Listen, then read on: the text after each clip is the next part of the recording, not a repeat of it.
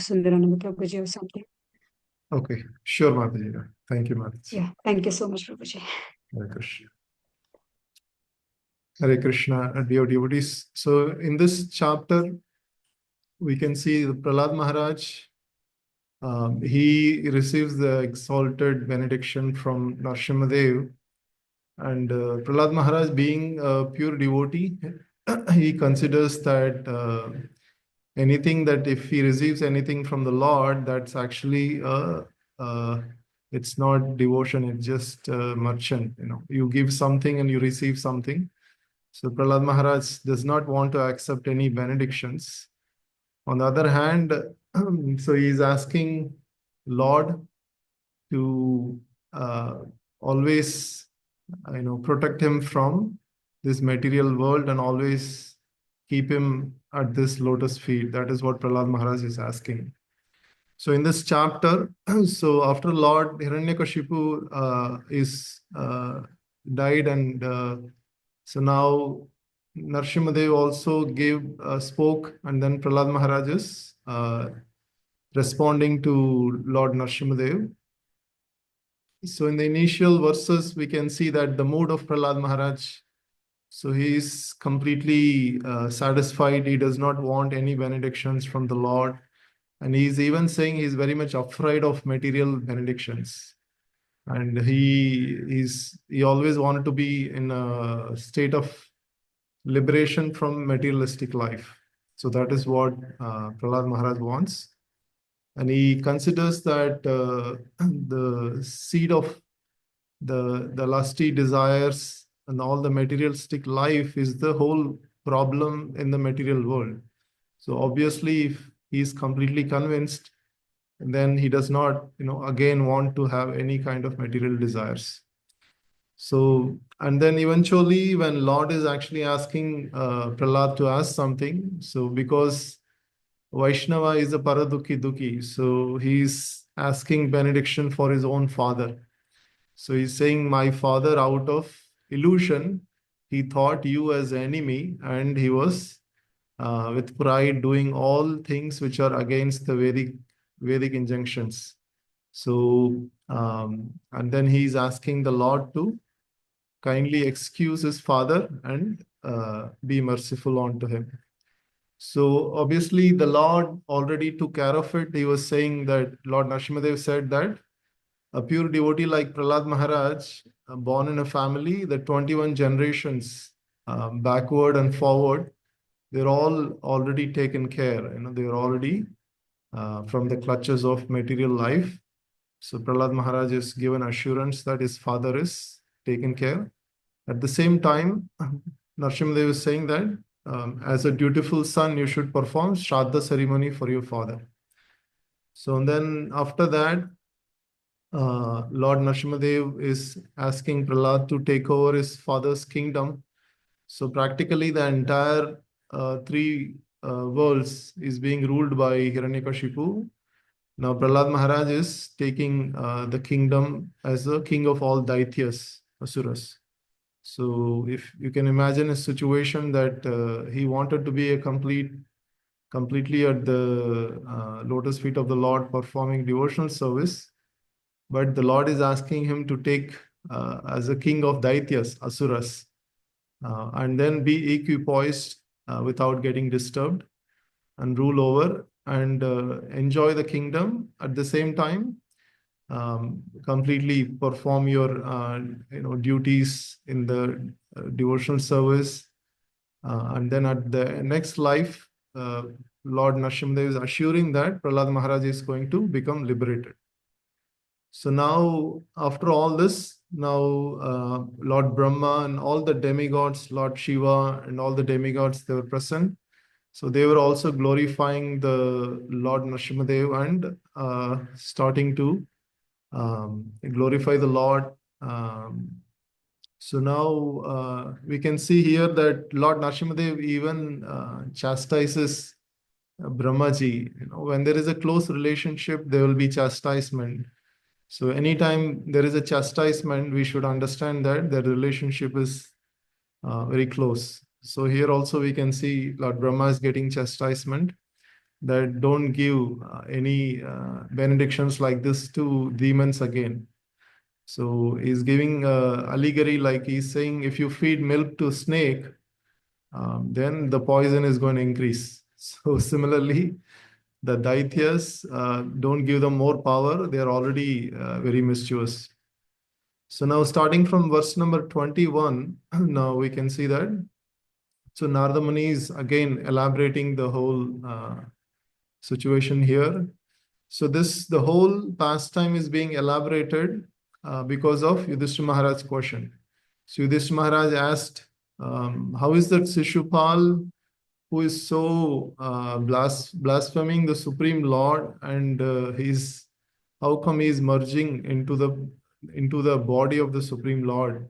It's like a Sayujya Mukti. How is that possible? Then Narada Muni started reciting this whole pastimes, how that these two personalities were originally the gatekeepers of Lord Vishnu in Vaikuntha, Jaya and Vijaya.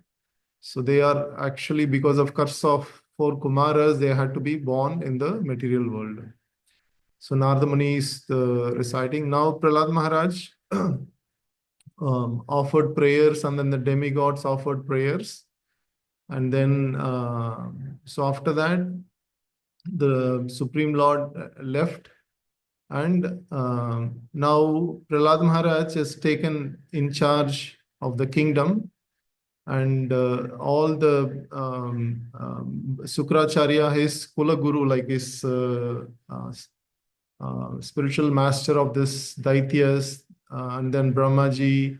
So everybody gives benediction to Prahlad Maharaj. So Prahlad Maharaj is considered a crown jewel of Daityas. So in the Bhagavad Gita also, Krishna says, among all the Daityas, I am Prahlad. So Prahlad is obviously the greatest king in the lineage of Daityas. And so here, from starting from verse number 31, so we can see, so Prahlad Maharaj offered prayers to all the demigods, including Lord Brahma, Shiva, and then afterwards, everyone basically left to their own abodes. Lord Brahma, he's seated on his lotus flower, and everyone left to their own abodes. And afterwards, King Yudhishthira Maharaj, so now Prahlad Maharaj, basically the history behind the history is being given in these verses. So now, as a conclusion, Narada Muni is concluding that, okay, the same two personalities who were Hiranyaksha and Hiranyakashipu, they were actually the sons of Diti, Kashyapa Muni. And because of the Lord's illusory energy, they thought the Supreme Lord as their enemy. So if you remember the curse given by four Kumaras, they said if they have to come back to the Vaikuntha, they can be an enemy of the Supreme Lord and come back to Vaikuntha in 3 lifetimes. But if they become devotees, then it will take 7 lifetimes. So Narada Muni, in one of the verses, he says that the Supreme Lord, somehow or other, we have to think of the Supreme Lord's form. If you can't think of the Supreme Lord form, then that kind of that does not give any use in terms of liberation. So for all of these demons who get benedictions from the Lord, and after the Lord kills the demons, they get either Sarupya Mukti or Sayujya Mukti because of one thing. The important aspect is they think of the Supreme Lord's form. So that is the Ena Kena Prakarena Mana Krishna Nivasati. Somehow or other they just think of the form of the Lord. So if Narada Muni also says Kama Dveshat Bhayat. So out of fear, Kamsa was thinking the Lord out of fear, and Shishupal was thinking the Lord out of enmity. Here also Hiranyakashipu was thinking the Lord out of enmity, and the gopis were thinking the Lord out of the attraction, lusty desires. somehow or other, if one can think of the Lord, they become liberated. So, what to speak of devotees who think of the Lord in a very conjugal, loving way, in either Santaras, Dashyaras, Sakyaras, Vatsalyaras, or Madhuraras. So, these kind of rasas are even more attractive, and what to speak of them, So, it's just a question mark because we cannot even understand the amount of the benediction that the Lord is going to bestow upon the devotees. So here the three lifetimes that these two personalities have taken, Jaya and Vijaya, is in the first Hiranyakashipu and Hiranyaksha and Hiranyakashipu, the Lord Narsimadev came and then killed, Hiranyaksha was killed by Varahadev. And then on the next life, they become Kumbhakarna and Ravana. So Lord Ramachandra, by his arrows, he killed Kumbhakarna and Ravana, and they both again took birth as Shishupal and Dandavakra. So Lord Krishna was present at that time. So when Shishupal was blaspheming the Lord in the Rajasuya Yajna, at that time Lord Krishna killed with the Sudarshan Chakra, and Shishupal's from the body of Shishupal, the soul emanated as a bright light and then merged into the body of Krishna. So that everybody witnessed that scene, and then Yudhishthira Maharaj was surprised. How is that even possible? There are great, great yogis who are doing austerities, but this person who is blaspheming the Lord, how is this possible? So the whole thing was being elaborated by Narada Muni. So here, so again, here there is a word used in the verse number 38. So Harau Vairanu Bandena. So Vairanu Bandena is the bondage of considering the Lord as an enemy. So Vaira Anubandena, like so the in the enmity also there is a bondage. You keep thinking of the person. If you go to some cities or villages, you can see some people will be talking within themselves. They'll be cursing and they'll be talking continuously. If you just closely observe what they're talking, they'll be talking something about their enemies. So he did that, he did that. So every day they'll be talking hours and hours, they'll be spending on that. So by that, they are actually meditating upon their enemy. Without even their conscious thing, it is happening. Subconsciously, it is happening.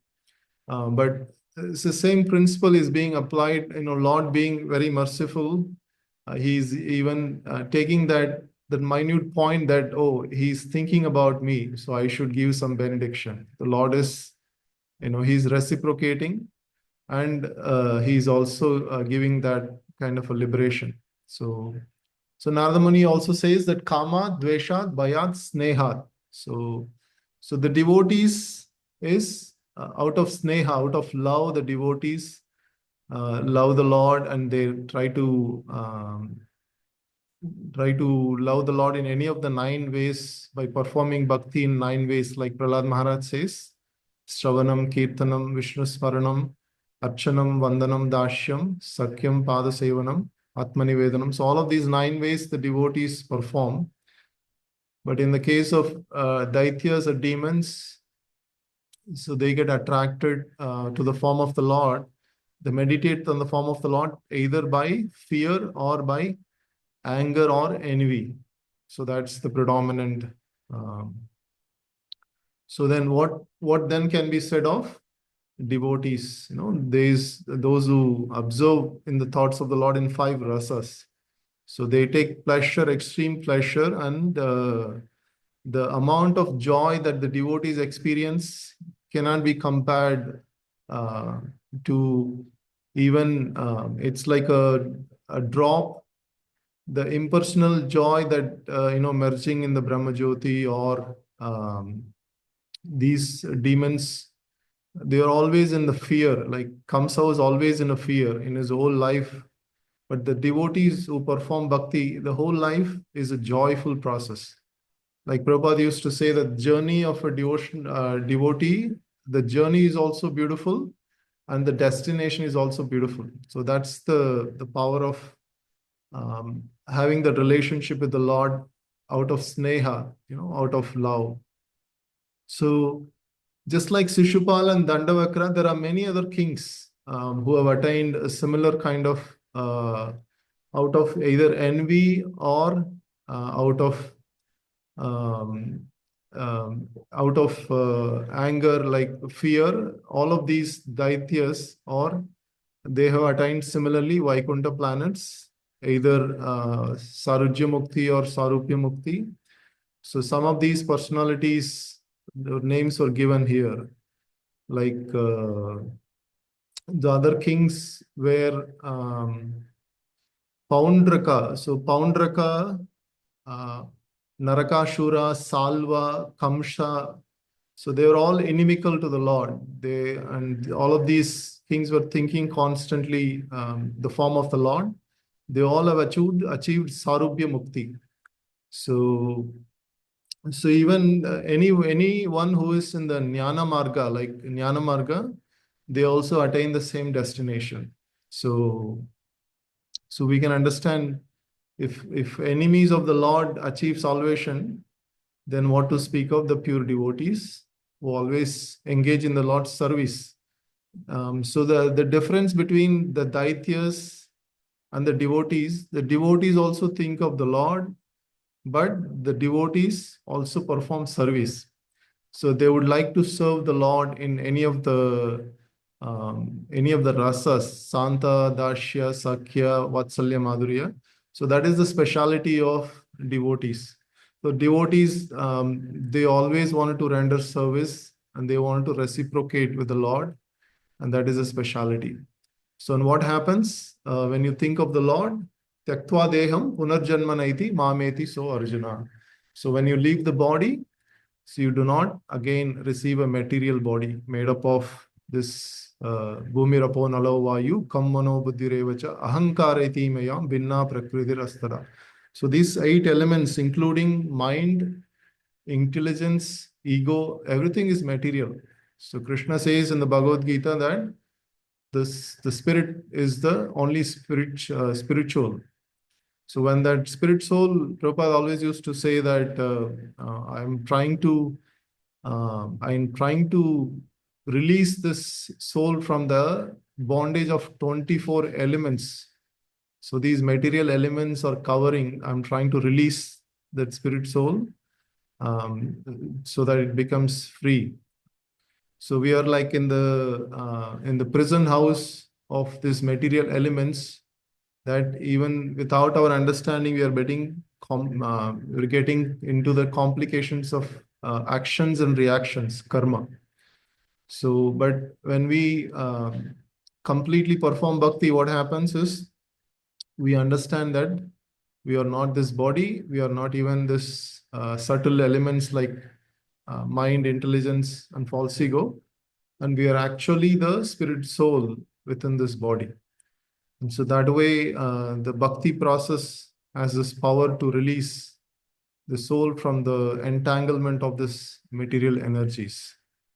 So, and here Prabhupada is saying that the devotees, they always like to serve the Lord by constantly thinking about the Lord's associates. So if you read a Bhagavatam, like Bhagavatam has 2 things.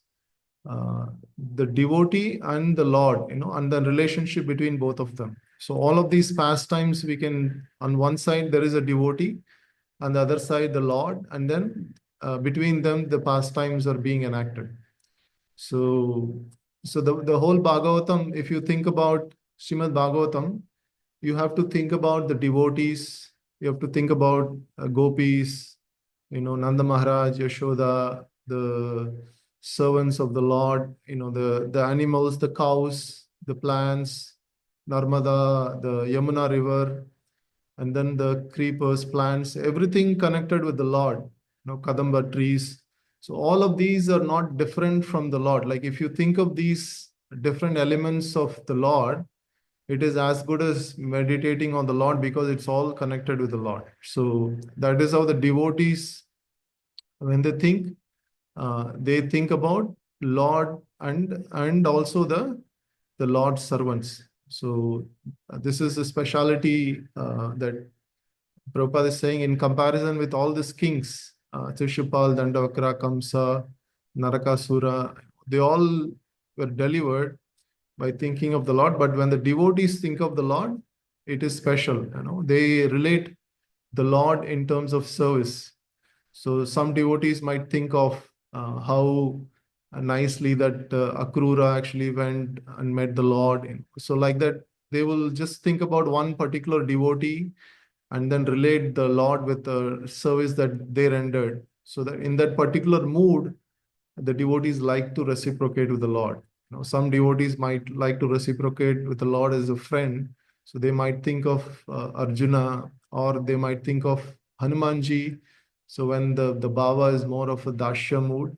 So like that, the devotees have a certain reciprocation that they wanted to do.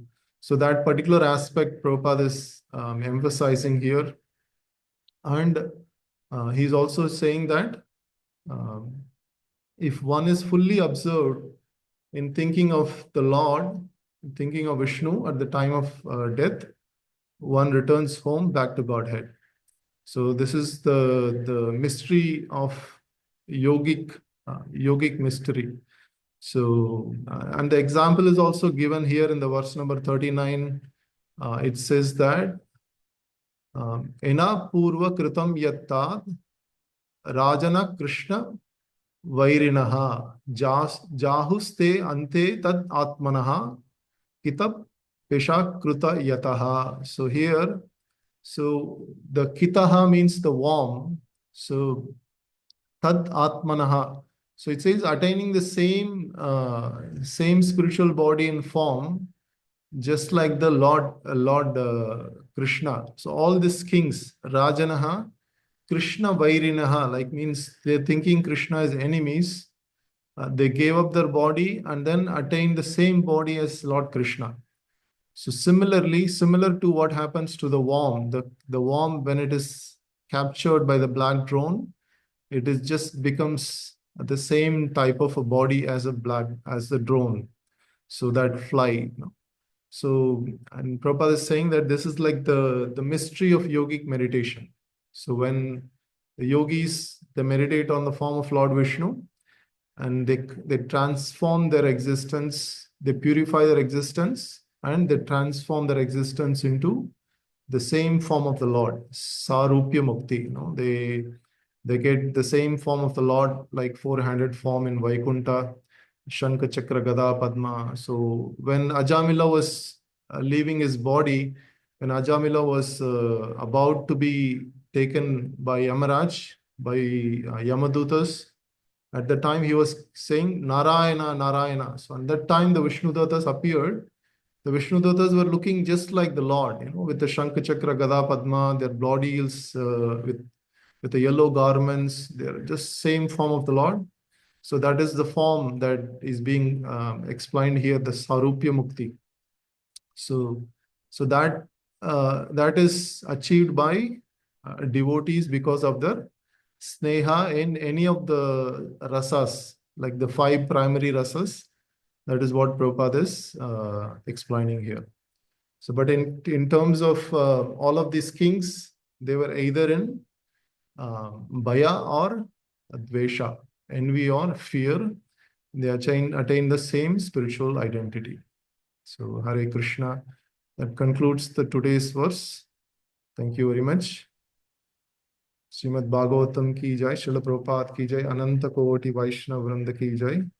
Pancha Kalpatrubhyasya Kripa Thank you. Sindhubhyo Patitanam Pavanebhyo. Patanam Pavanebhyo Vaishnavebhyo.